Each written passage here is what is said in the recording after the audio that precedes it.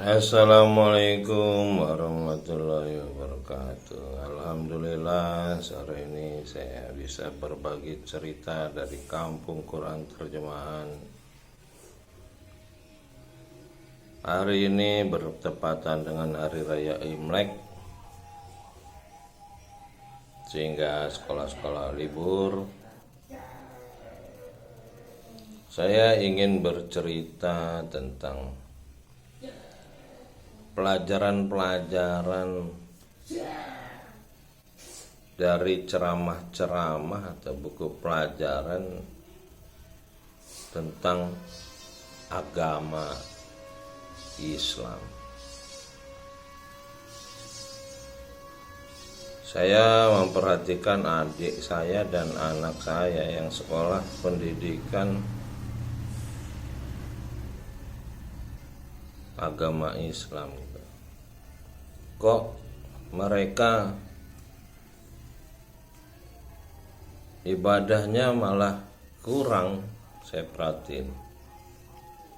Lalu saya mulai mempelajarilah sedikit apa sih yang mereka pelajarin di sekolah agama ini.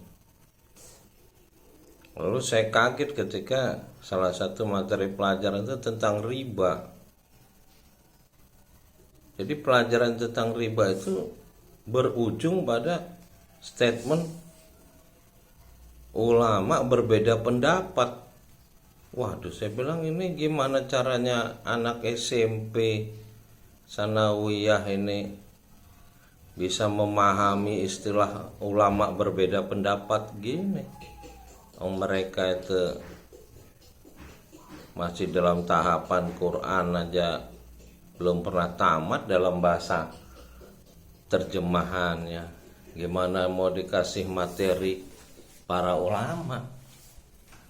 Begitu juga beberapa waktu yang lalu ada ceramah Jumat gitu. Saya terpaksa ninggalin sholat Jumat karena saya agak emosi mendengarnya. Ceramah Jumat bercerita tentang perayaan hari besar agama lain gitu. Yang ujung-ujungnya juga keluar statement ulama berbeda pendapat. Nah, ini sekali lagi, ini ulama berbeda pendapat, sementara umatnya ini sudah pernah baca Quran, tamat nggak? Kalau bahasa Arabnya dia mengerti, kalau nggak mengerti bahasa Arab, pakai terjemahan.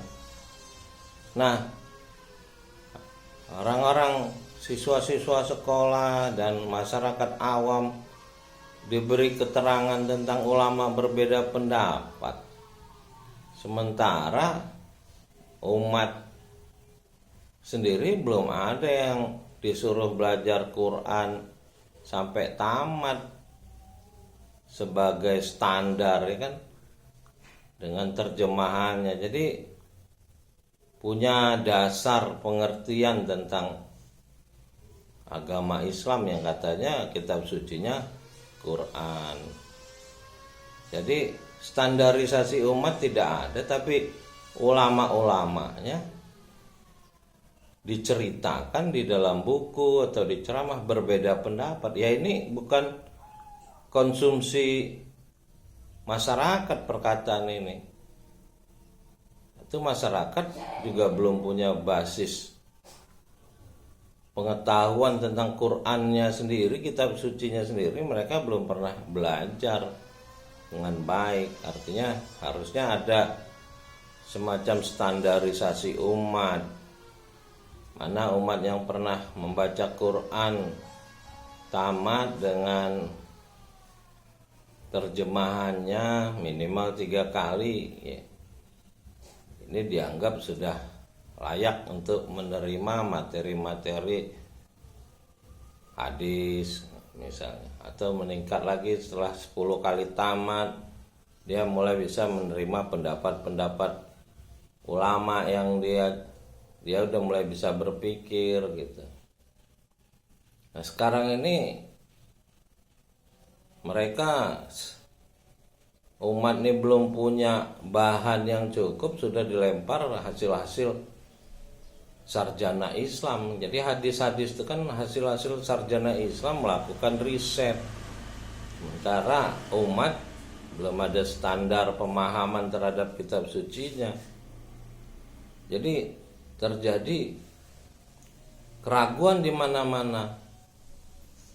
Umatnya inilah yang digambarkan dengan kitab Darmo Gandul.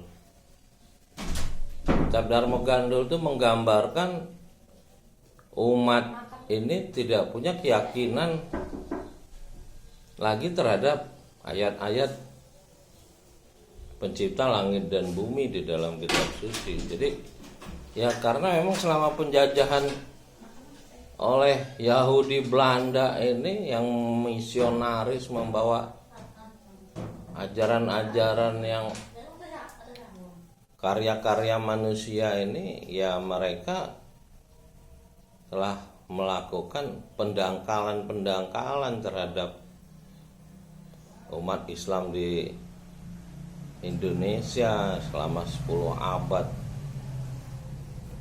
dari abad 11 sampai abad 21 ini.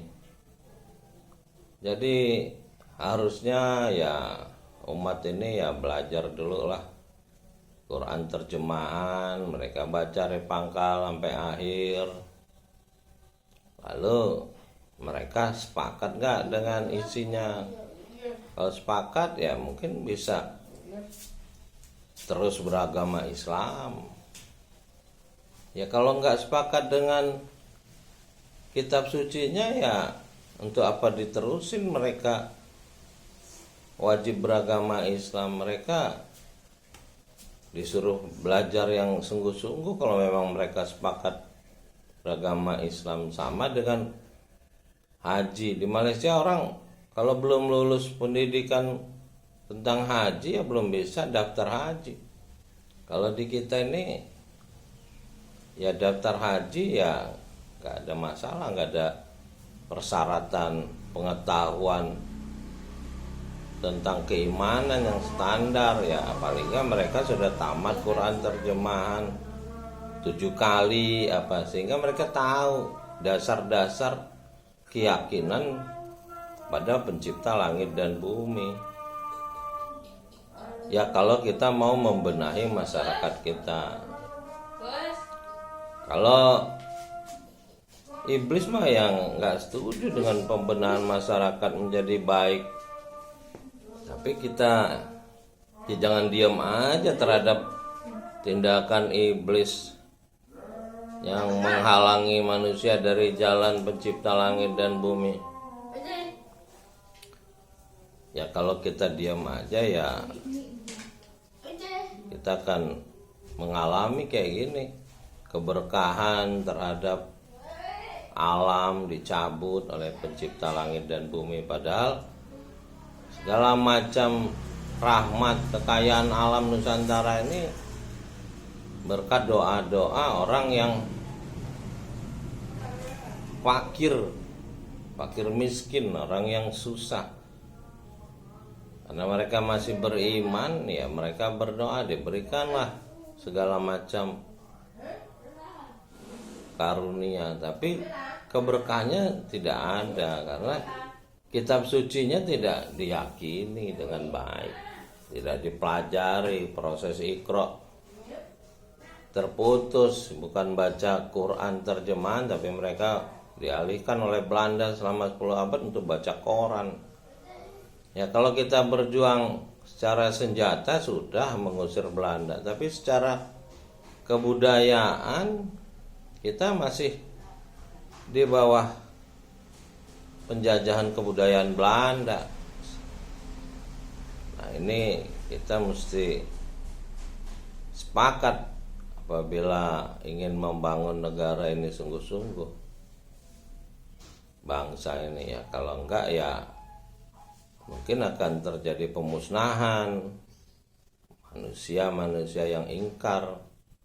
Nah, sudah berulang kali pencipta langit dan bumi memusnahkan bangsa-bangsa di dunia ini, dan itu sudah diperingatkan sejak zaman dahulu. Di Yunani, bangsa Pompei, udah banyak gitu loh. Ya kalau kita nggak berbenah, ya bangsa Indonesia ini juga bisa tinggal sejarah. Demikian, mudah-mudahan kita semua punya niat untuk membangun bangsa ini menjadi lebih baik ke depan. Di doa seorang Ustadz Yahya Waloni, tadi saya dengar ceramahnya, begitu cintanya dia kepada umat Islam di Indonesia ini. Seorang mu'alaf cinta untuk membangun umat Islam. Bagaimana dengan ulama-ulama kita?